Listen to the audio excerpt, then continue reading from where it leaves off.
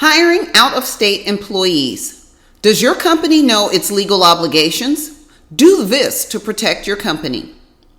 Understand the employment laws in the state and city where your employee resides, since companies must comply with the laws in the state where the employee lives. For example, if your employee lives in California, you must abide by the state's paid sick leave law. Employees residing in New York must receive annual sexual harassment training.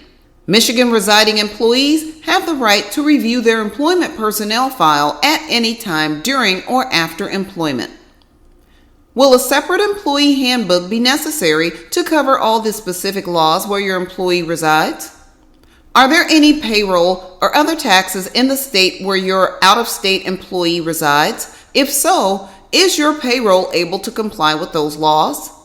Will you need additional workers' compensation insurance? Will you need any at all? That's something you can discuss with your business insurance agent. Unemployment insurance. Which state will you pay? Are you required to legally pay any state? The key is to be proactive before you hire your first out-of-state employee.